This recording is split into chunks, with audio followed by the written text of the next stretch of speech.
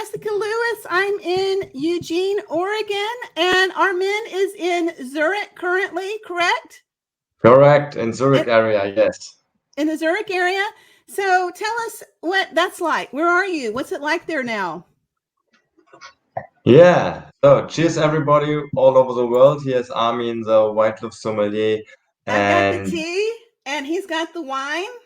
yeah, but that is between because we have already 7 p.m., so it's time to wine. So and you have 10 a.m., so you might just want to have the tea. Yeah, so I'm very excited and thank you, Jessyca, for inviting me for the show.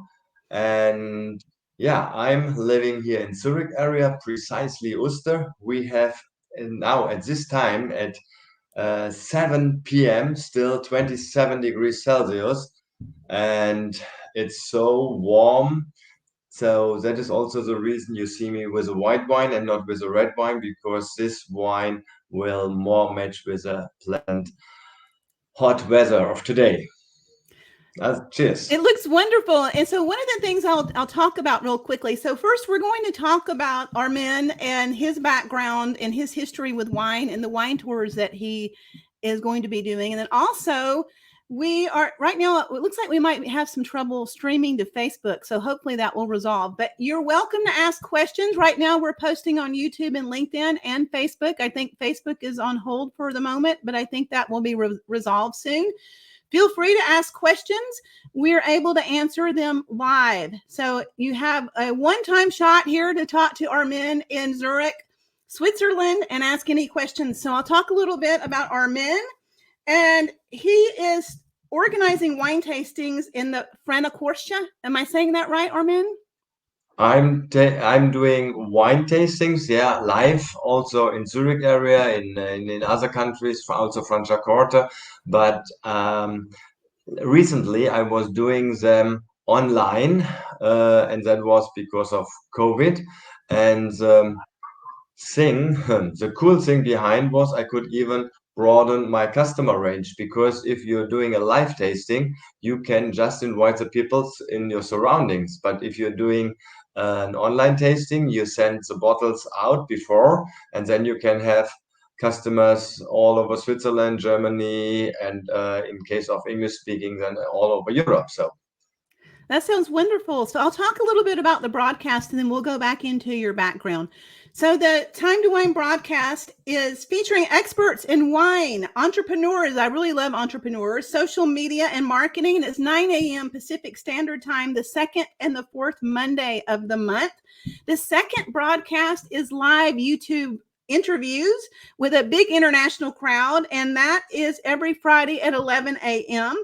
And I'm also now doing live broadcast, and based on our time zones, some of them such as Australia or New Zealand, where there's a 16-hour time difference, it's difficult because the broadcast might post at 2 a.m. However, we're doing international live broadcasts. So this is posting live, and feel free to ask any questions. If you'd like to see more of our international broadcasts, hit subscribe to my YouTube channel.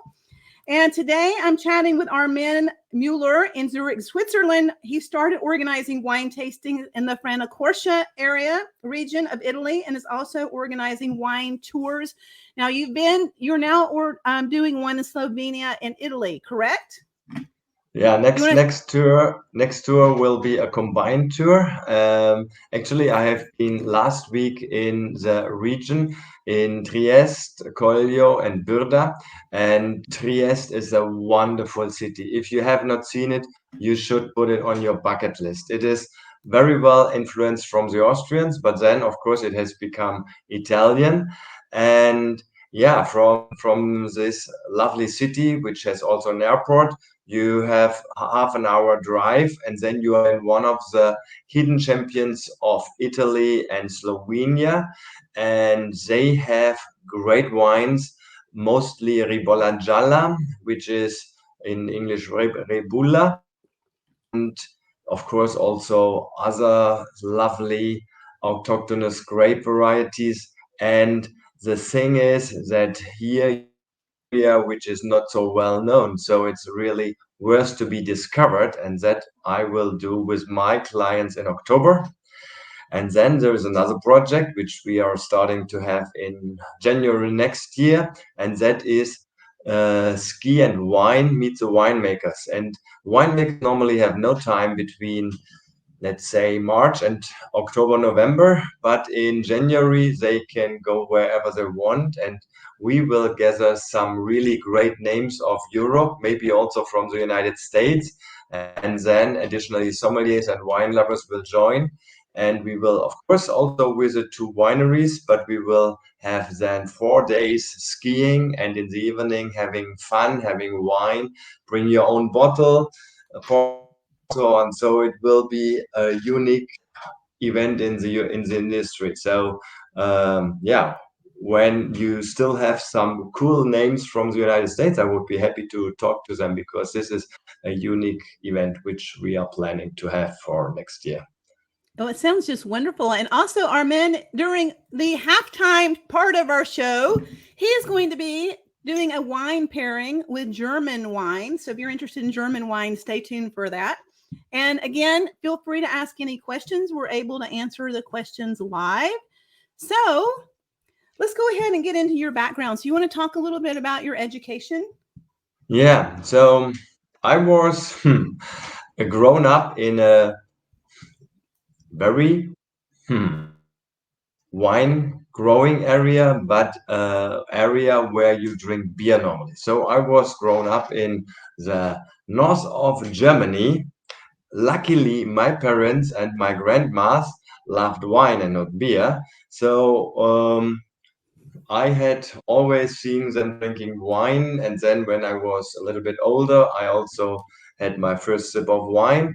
And at that time, it was, let's say, half dry wines or semi-sweet wines. So a little bit sweeter than you normally would drink now. But it was a good start. And then I discovered also when I was student, I liked the wine. I drink maybe one beer a month, but when we were in the parties, when we were in the restaurants, I always ordered wine.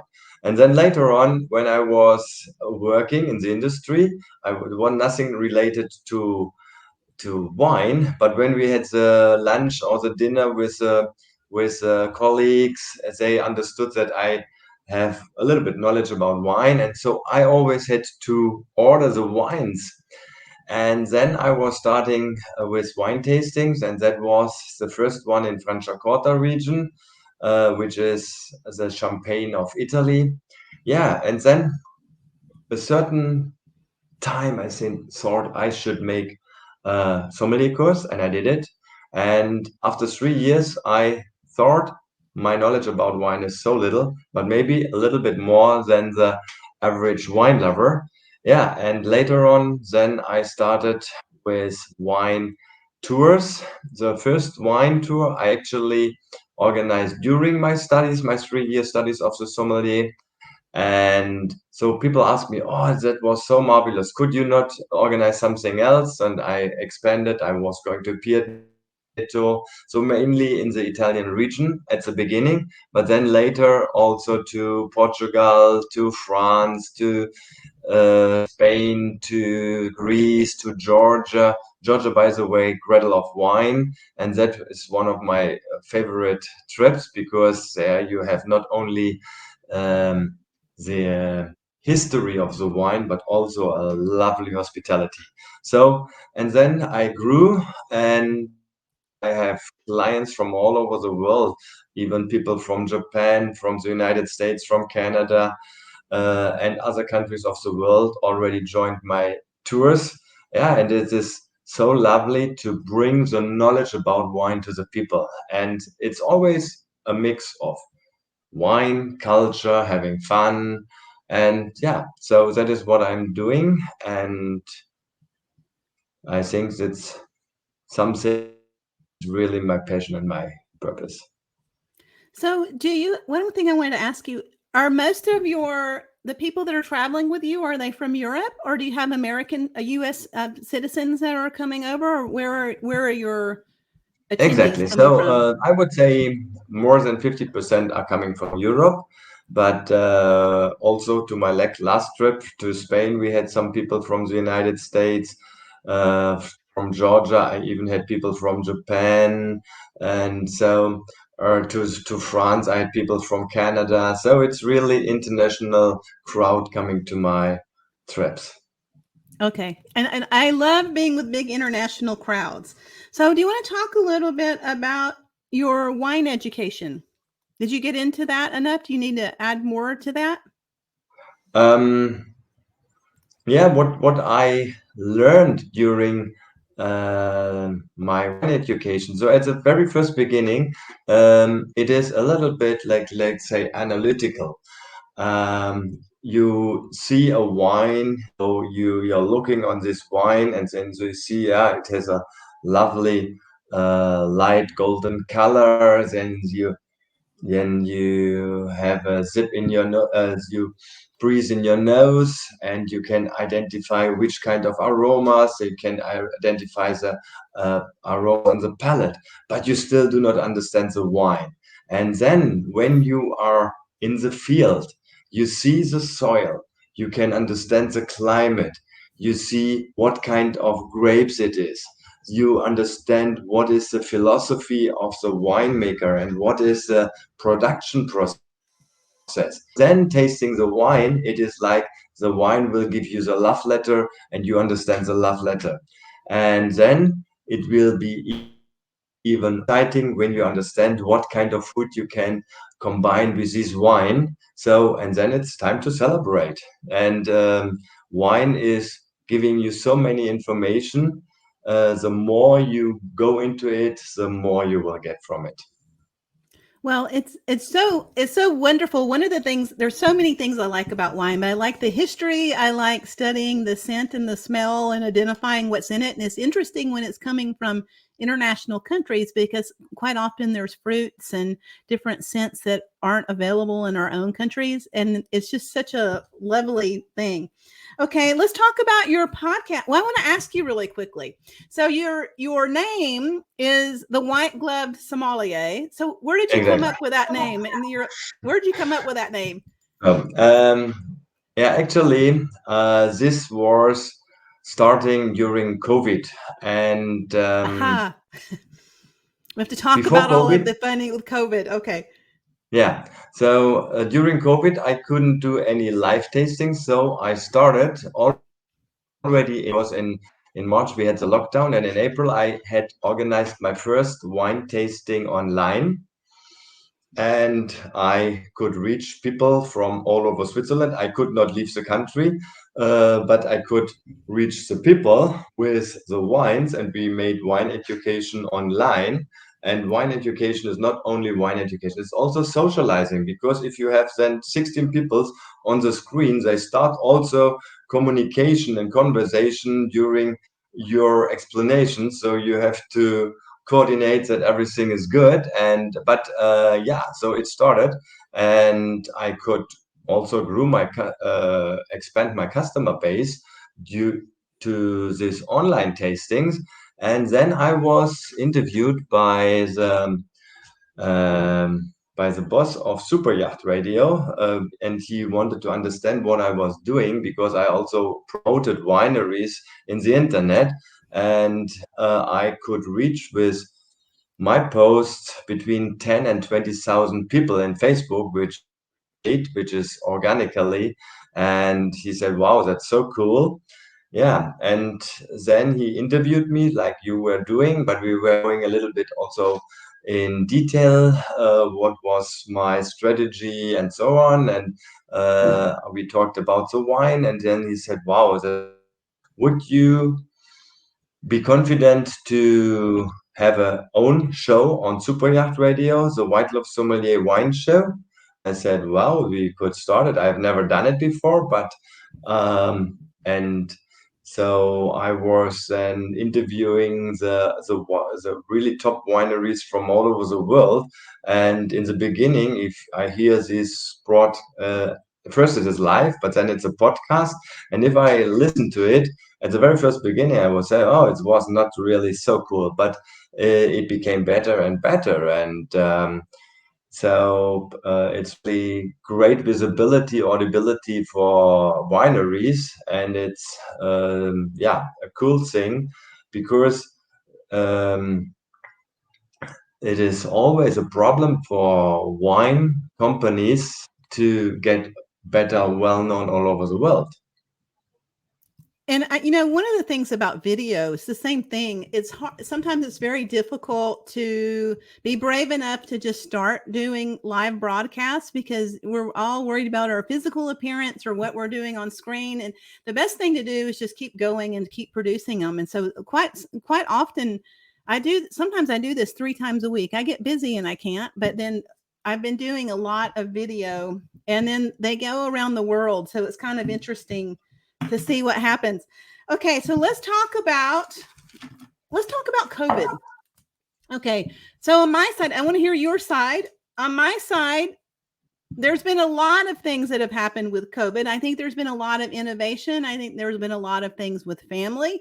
I had 2 vaccines and a booster, and then I got COVID, and everyone I knew got COVID. And after we had our vaccines, so I think I had gotten the vaccines and the booster, and I assumed at that juncture that we were finished with it. And everyone, previously, the people that had COVID were people we didn't know. Then suddenly, everyone we knew had COVID after we had the vaccines. So I just had COVID about 2 weeks ago, and so I had to take a little break. It was very unpleasant. So talk about your side. What happened on your side, and what did you do during COVID, and how has that worked for you? So, first of all, governments decided to make many good things, but also many stupid things. So, even at the beginning of the virus, for instance, it was written by the expert that chlor is killing the virus. So we have a swimming pool, a local or city swimming pool, and this is you always have the chlorine in the water, so the virus will die. But they closed the pool, so you were not able to go to the swimming pool for so many months, and even if it was a stupid decision, you had to accept this decision. And then during the lockdown, it was also very difficult to keep fit. So I had then to jog. I had to make other programs because I love swimming. We could also not train in the gym. You could not train in the sports hall of the city. So everything was isolated. But some of these actions makes no sense, but we have to accept them. And the first time I got COVID, I even was not recognizing that it was COVID. I felt a little bit like very light flu or so nothing very special. 3 days I was not feeling so well, but I got I made an antibody test later on, and I had the antibodies, so I must have had it. And then I had it a second time, actually beginning of April this year. So it was really a pity because I was invited for a lovely wine region from Spain to discover it, and I couldn't do it. But also this time it was like a little light flu, and so but we have to accept what it is. The good thing out of it, I have now, due to COVID, new tools in my toolbox. I'm able to do online tastings. I also was offering and doing it then for corporations. So we did Christmas parties with wine online with the employees. So it was socializing instead of isolation. And so I could also offer new things which I wouldn't have trained or learned if this wouldn't have happened. So nevertheless, if it will happen again, I hope people are a little bit more conscious about what it really makes sense and what does not make sense. right now we're at 20 minutes into the broadcast. Would you like to do your wine tasting now? And also, Okay, yeah. I want to just remind everybody we're about to do a German wine tasting, and you're welcome to join in and ask questions. Let me know. Give me a thumbs up. Let me know that you're watching, or interact with us. Tell us hi. Say hello. Ask any kind of questions you'd like to ask. I'd love to know that you're there with us. And Armin is going to do his wine tasting of German wine. Okay, so today I've chosen a wine from the winery in Zwelberich, which is, by the way, was awarded as a best um, biodynamic winery in 2020 in Germany and the second best in Europe. And I have chosen a wine which is a 2020 Auxerrois. It's a dry wine, and yeah. So you see the color is very pale golden on the nose. You have a very lovely fruitiness. At the beginning, you have pears and apples, um, a little bit golden, delicious apples, and a bit of elderflower in the mouth.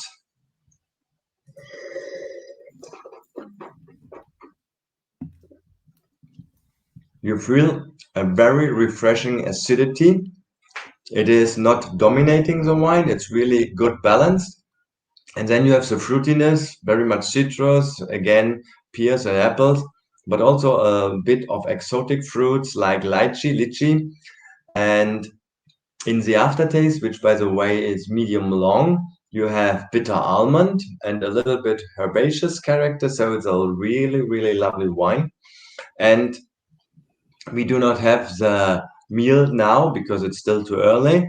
But in case you would combine it, I would go for something like green asparagus risotto or a lovely Thai curry, or what we had today was fried rice with pak choi.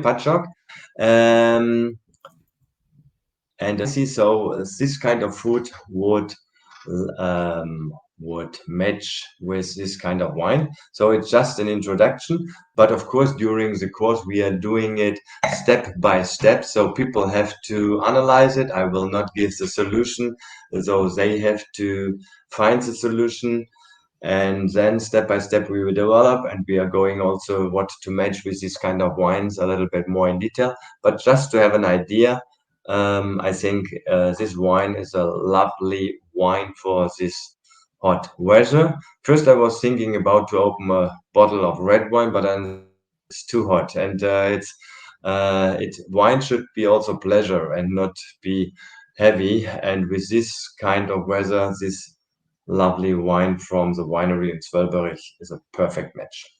Oh, it just looks lovely. Oh, how fun. This is fun. Okay, so one of the things that we've had to do with, you've talked a little bit about it, we can touch on it a little bit more. During COVID, as a lot of us have had to reinvent ourselves. So, and I know for myself, there's been a lot of, because I have never spent so much time at home in my life, a lot of entrepreneurial things going on. So let's talk about what you did during COVID to reinvent your business. And you talked a little bit about it. Do you have more to expand on that? So on the one hand side, I could not do any travels with my folks. Luckily, last year I could at least realize two travels. One was a corporate travel with the employees, and we were going to Franciacorta. And then the other thing was a private tour, which was planned for the spring 2019. So, and we did it now in summer 2020, and it was exactly the right time slot, because shortly before everything opened, and so we could start in the south of south of. Then we went to Zurich area.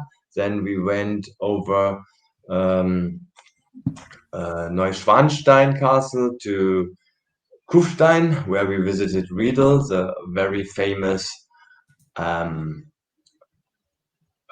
glass company factory, and then we went over Baden-Württemberg to Rheingau to uh, to Nahe to Rheinhessen over Franken, and then we said bye bye. So it was good, but it was 2 very hard years. But at least through my corporate events, I could compensate a lot. I was also doing in 2020 one big wine event in Zurich area. Everybody said you are crazy, but we were measuring the temperature of the people coming to our event, and nobody had COVID afterwards, so it was a safe event, and it was done with guests. So also this is possible if you are doing the things, and yeah, so it was a mixture. I was doing, let's say, zero or nearly zero traveling, but I was doing a lot of other things. And yeah, so it was not the same, it was different, but it was also good. So let's talk a little bit about, real quickly, culture shock. So you work with different countries, you work with people from different countries. So what are a couple of examples of culture shock you've experienced? And I work with different countries and I have lots of examples too. Yeah. Culture shock. So one of my biggest culture shocks is if you are working with our Southern Latin influenced lovely friends, because if you say we want to meet at 8 p.m., they might show up at a quarter to 9 or even later or something like that. But this is not okay. I'm very precisely German, Swiss influenced, and that was one of my biggest shocks. And sometimes also reactiveness. If you write them an email, or can you please confirm? It took them 3 days to get an answer. So this kind of culture shocks. But we can learn from our southern friends other things. They are better in improvising things, in doing things very party, and Yeah.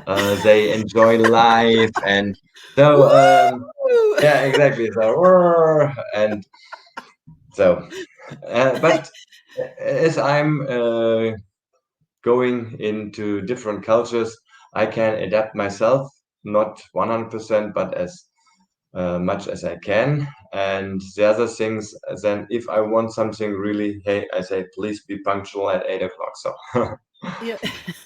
And I told you I've had the same experience because I have a lot of Latin friends. So they'll invite me to a party at 1 and I come at 1 and no one's there. So I learned that if I'm invited to a party at 1 that I need to show up at, 6 p.m. So yeah. I had to adapt to the culture that way. Just same thing. 1 o'clock doesn't But work. Okay, really quickly, let's talk about some things to see and do in Zurich. yeah, things I'm doing in Zurich, we have the big lake, and it is lovely to chill out at the lake. We have the river. You can even swim in the river and the lake. I have a lake 700 meters from my house, which is a smaller one, and I love all these things. And we had um, hmm, 2 weeks ago we had a live mm, a live event in Zurich. We were in front of the opera house. They showed the operetta on the big screen, and on the place we were about 12,000 people. And we had the love to the right, we had the lovely view to the lake, to there the screen, and so everybody could bring what he wants. So we were sitting with our holiday chairs. We had some wine, we had some snacks, and something like that is unique. I think that is so cool. I've been all over Europe, but I haven't been to Switzerland, and I'm so really, really I can't wait to get back to Europe. Okay, so tell everyone how they reach you, how they reach your podcast, and then we'll end here. It's about 30 minutes, and we'll end here in just a minute. But let me say this real quick. Again, I'd like to remind everybody, this will have a replay. We'll have a video passed around also. Please subscribe to my YouTube channel for more interviews. I'm doing about 3 a week.